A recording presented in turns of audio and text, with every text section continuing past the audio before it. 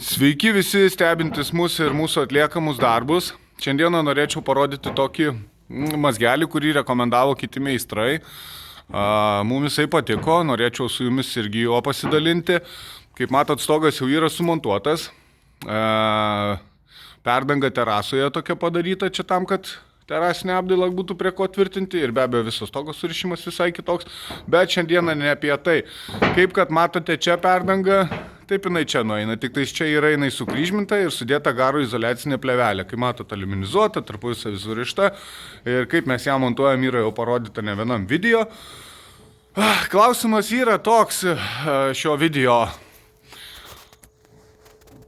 Tradiciškai, kada yra montuojamas ortakių praėjimas per nešančiasias sienas, dažniausiai būna tiesiog jinai pragrėžiama.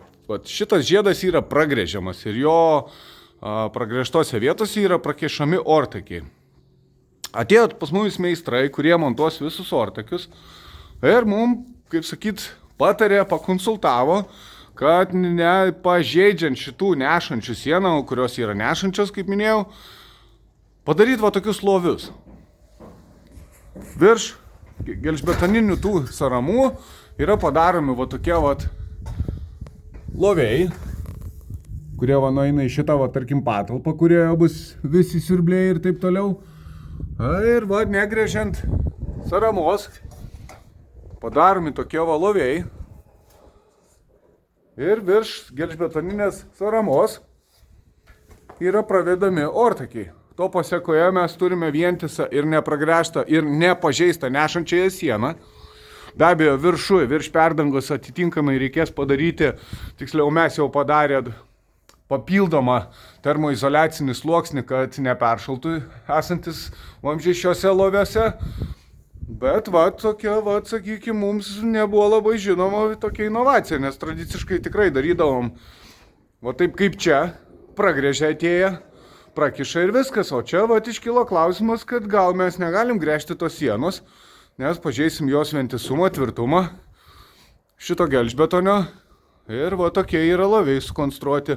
Be abejo, tai aktualiausia nešančiom sienom, nes kaip matote, toliau jau yra pertvarinės sienos, kurios yra paleistos čia maždaug kažkur apie 10-15 cm nuo mūsų padarytos tos, sakykime, garo izoliacinės plėvelės ir ortakio vamzdžiui praeiti vietos tikrai pakanka.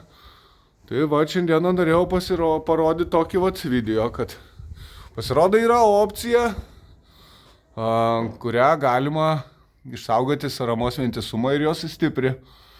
Be abejo, tai atima laiko, tai nėra labai fine. Reikia įsivertinti meistrui, nes tikrai atims laiko. Tiek konstruktyviai, tiek plėvelės, tiek visi užizoliavimai, kad tikrai būtų sandaru ir gerai. Bet padaryti reiškia įmanoma ir tikrai pasikliojam ortakių vedžiojimo tais meistrais, kurie jau ne vienam objekte susidūrė ir netgi yra toks dalykas, kad kai kuriuose objektuose, kada eina daug vamzdžių, šiuo atveju čia eina apie 10 vamzdžių, tai įsivaizduokit 10 skilučių, taip galima tarp jų tarpą padaryti, bet yra, sakė, net buvę jam taip, kad tiesiog techninė priežiūra nepasirašo po tokiais darbais, kada yra pragrėžimi ir kada yra pažeidžiama sienos saramos, nešančios sienos saramos vientisumas, nes tikrai ta skylė pragrėžta, jinai nestiprina, o silpnina tas vietas. Tai norėjau šio video pasidalinti apie tokį mazgelį. Sėkmės jums, iki kitų video.